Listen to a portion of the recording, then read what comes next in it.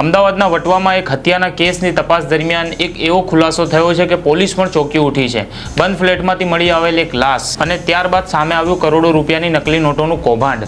Vatva police અને zone 8 એલસીબીની તપાસમાં ખુલાસો થયો છે કે સાતેજ હોમ્સમાં ભાડે રાખેલ ફ્લેટમાં છેલ્લા કેટલાક મહિનાથી નકલી ચલણી નોટો છાપવાનું મોટું રેકેટ ચાલી રહ્યું હતું। પોલીસે એક સગીર સહિત 7 આરોપીઓની ધરપકડ કરી છે।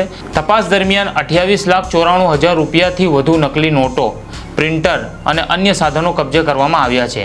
સૌથી ચોંકાવનારી વાત એ છે કે આ ટોળકી અત્યાર સુધીમાં અંદાજે 60 લાખ રૂપિયાથી પણ વધુ નકલી નોટો છાપી ચૂકી હોવાનું સામે આવ્યું છે। પોલીસ તપાસમાં વધુ એક મોટો ખુલાસો થયો છે કે ભરૂચનો એક શખ્સ આ સમગ્ર રેકેટના સભ્યોનો વિડીયો બનાવીને બ્લેકમેલ કરતો હતો। ધમકી અને બ્લેકમેલિંગથી કંટાળેલા સાગરીતોએ ભેગા મળીને તેમની હત્યા કરી નાખી હોવાનો આરોપ છે। એટલે કે એક હત્યાની તપાસ શરૂ થઈ અને બહાર આવ્યું નકલી નોટોનું આખું સામ્રાજ્ય। હવે પોલીસ તપાસ કરી રહી છે આ નકલી નોટો ક્યાં ક્યાં વટાવવામાં આવી હતી અને આ રેકેટના તાર અન્ય રાજ્યો સુધી જોડાયેલા છે કે નહીં। આવા તાજા અને સચોટ સમાચાર માટે નવજીવન સાથે જોડાયેલા રહો। વિડીયોને લાઇક, શેર, સબસ્ક્રાઇબ કરવાનું ભૂલતા નહીં। નમસ્કાર।